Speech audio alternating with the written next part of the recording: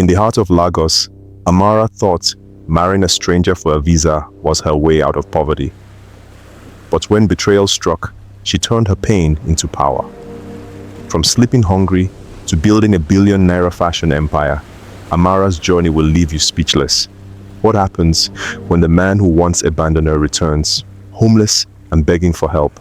Watch this emotional and inspiring African story of survival, hustle, and ultimate revenge. This is a powerful Lagos success story you don't want to miss. Amara sat by the window of her mother's small room in Ikorodu. The sun was hot and the air smelled like smoke from the street food sellers outside. Children were laughing and running, but Amara was not happy. Her eyes were full of worry. She had finished school 2 years ago, but there was no job. Her father died long ago and her mother sold a kara by the roadside to feed them. Amara wanted to help, but she couldn't. All she had was a phone with no data and dreams that felt too big. One night, she went to a cyber cafe near their house. She borrowed money to buy 1 hour online. She opened a chat app and joined a group for job seekers in Lagos. Then a message came in. "My name is David. I'm looking for a wife, not for love, but to stay in Nigeria. I'll pay. Serious people only." Amara blinked. She clicked on his profile. He was tall, light-skinned, and lived in Ikea. He said he was from a different country and worked in Lagos for a while, but his papers would soon expire. If he didn't marry a local woman, he would be sent away. Amara thought of her mother coughing at night. She thought of the landlord who threatened to lock their door. "How much will you pay?" she typed. 200,000 naira every month until I get my papers." Amara's heart beat fast. That money could change everything. She agreed. They met 2 weeks later at a lawyer's office. Amara wore a long yellow dress. David wore a suit and dark glasses. He didn't look at her much. He only smiled and said, "Thank you for doing this. I won't bother you." After the fake wedding, Amara went back to Ikorodu with a small envelope of cash. It felt unreal. She gave her mother half the money and used the rest to rent a one-room apartment in Yaba. She even bought a second-hand laptop. Every month, the money came. Amara began to smile again. But after 5 months, the money stopped. She called him. No answer. She messaged. No reply. Then one day, she saw a photo on Instagram. David was getting married again to a different girl. Amara stared at the photo on her cracked phone screen. David was standing beside a girl in a white dress. They were smiling, holding hands in front of a big cake shaped like a heart. The caption said, "Forever starts now." Her hands began to shake. "Is this a real marriage?" she whispered. She zoomed in on the photo. David looked different. His hair was neater. His clothes looked expensive. The girl beside him had light makeup and wore heels Amara had only seen in magazines. A tear rolled down her cheek. She wiped it quickly. Her body felt hot with anger and confusion. She remembered what he had said the day they signed the papers. "I won't bother you." And he didn't, but he had lied. She tried calling again, still no answer. She left a voice note.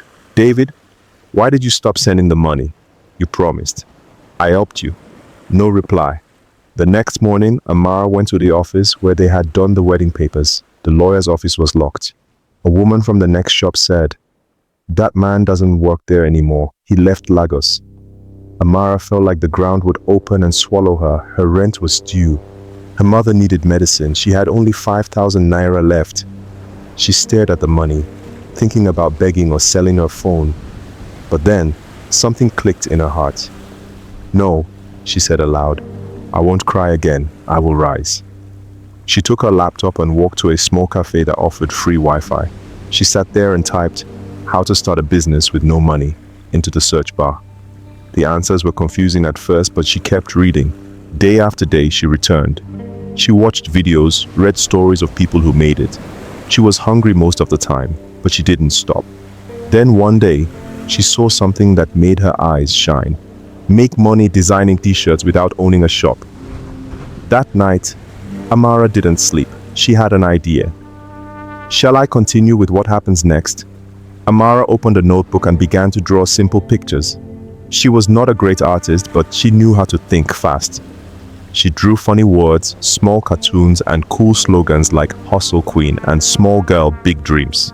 She found a website that printed t-shirts on demand. She didn't need to pay for shirts, she just had to upload her designs. When someone bought, the company would print and deliver it. She would get a small payment for every shirt sold. Amara created a free account. She used a fake name because she was shy. Starty. She uploaded her designs and waited. Days passed. No orders. She felt sad. Maybe it was another bad idea, but the little voice inside her said, "Don't give up." Then, after one long week, she got an email. "Congratulations, your first sale." Amara jumped from a chair. The cafe workers stared at her, but she didn't care. She danced in circles. Someone had bought her Small Girl, Big Dreams shirt. She earned just 2,000 naira, but it felt like 2 million naira to her heart. She used part of it to buy better internet time. She started posting pictures of her designs on Instagram. She even made a simple page called Star Tea Fashion. Every morning, she walked from Yaba to the cafe, carrying her laptop in a black nylon bag. She drank only Gary and groundnuts some days, but her dreams were full. Slowly, more orders came. 5 shirts, 10 shirts, 20. She didn't even know most of the buyers. People from Abuja, Port Harcourt, even Ghana were buying her shirts. One day, a big Instagram page called African Boss Babes shared her designs. They called her the girl with the funniest t-shirts in Lagos. Overnight, she got 5,000 followers. Her inbox was full of messages. People wanted partnerships. One person even asked, "Can you supply 500 shirts for an event?" Amara blinked at the number. She had never seen 500,000 naira in her life. She put her hands on her chest and whispered, "Thank you, God. Thank you." But she didn't know that somewhere in Lagos, David was sitting on a street corner with no home, no job, and no one to help him. Their paths were about to cross again. Amara sat on the floor of her tiny room, counting the money she had just received. Her first big order had been a success. She bought plain t-shirts in bulk from a market in Lagos Island, printed her funny designs on them and delivered them to a company hosting a big event. They paid her cash, real cash, not promises. Amara smiled as she placed the money inside an old biscuit tin under her bed. She was careful. She knew how fast money could fly away if she didn't plan. With her next profit, she rented a small shop near Yaba Market. It wasn't fancy as the walls were cracked and the floor was dusty, but it was hers. She painted the walls bright yellow and hung some of her best t-shirt designs on cheap hangers. She put a small sign outside, "Star Tea Fashion, be your own star." People passing by smiled when they saw the colorful shirts with funny slogans like, "Na money be fine boy, chop life before life chop you." Students loved her shirts, bike men loved her shirts. Even rich office workers started buying them during lunch break. Amara was busy every day, smiling, sewing small repairs, taking pictures, and posting online. She hardly remembered David anymore until one afternoon. Amara was closing her shop when she saw a man sitting on the side of the road, looking lost. His clothes were dirty and his hair was messy. His face was thin, almost like a stranger. She walked past quickly. Lagos was full of people begging. She didn't want trouble, but then she stopped. She turned around slowly. The man looked up. Their eyes met. It was David. For a moment, the whole world felt quiet. The cars, the shouting sellers, the noise, everything stopped. David looked at her with shame in his eyes. He opened his mouth, but said nothing. Amara felt her heart pound. So many feelings rushed into her at once. Anger, sadness, pity, fear. She wanted to walk away, but something stronger made her stand still. David stood up slowly, almost falling. His hands shook. "Amara, please, help me," he whispered. She didn't know what to say. She had helped him before and he threw her away like trash. Should she help him again or should she walk away and never look back? The sky above them grew darker. A storm was coming, and so was a bigger decision. Amara stood frozen, staring at David. His clothes were torn and his shoes had holes. His once proud shoulders were now bent low. The man who once thought he was too good for her was now begging on the street.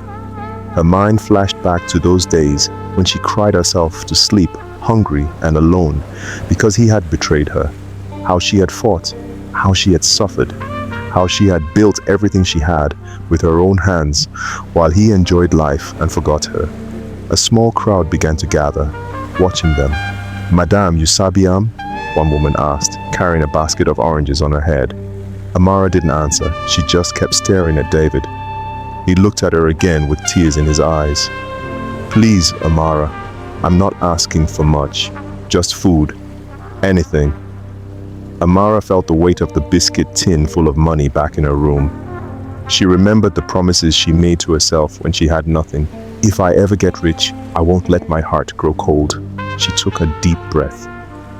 "Follow me," she said quietly. David staggered to his feet and followed her through the busy streets. They didn't speak. The sky rumbled with thunder and heavy drops of rain started falling. When they got to her shop, she gave him a stool to sit on. She pulled out a loaf of bread and a bottle of water from under the counter and placed them in front of him. "Eat," she said. David grabbed the bread with shaking hands. He ate like someone who hadn't tasted food in days. Amara watched him, her heart breaking a little despite everything. After he finished, he wiped his mouth with his sleeve and looked at her again. "Please, is there any work I can do?" he asked, his voice small like a child's. Amara thought deeply. She could turn her back on him. She could teach him a hard lesson. But what would that make her? She saw herself in him. Once broken, once hopeless. "No free rides," she said. "If you want to stay, you'll have to work hard. Clean the shop, carry supplies, do whatever is needed." David nodded quickly, tears running down his face. That was how David, once proud and cruel, became the cleaner of Amara's booming t-shirt business. At first, people laughed at him when they saw him sweeping the shop. Some even took pictures to post online, but Amara didn't care. She gave him small jobs, paid him enough to eat, and watched him rebuild his life from nothing. Months passed. Amara's business grew even bigger. She opened 2 more shops across Lagos. She was invited to speak at big events. Magazines called her the Queen of Hustle. She became a billionaire, but she stayed simple. Her mother lived in a big house now, and her younger brother was studying in a top school. One sunny afternoon, Amara stood on the balcony of her new office, looking over the busy streets of Lagos. She was wearing one of her t-shirts that said, "Rise by lifting others." David stood beside her, holding a box of deliveries. He was no longer the proud man he once was. He was humble, grateful, and hardworking. Amara smiled, not because she was rich, but because she had learned the greatest secret of all. True success is not about money. It's about building a life that no one can ever take away. And she had done just that. The end. But Amara's empire is just beginning. If you found this story interesting, please like, share, comment, and subscribe for more.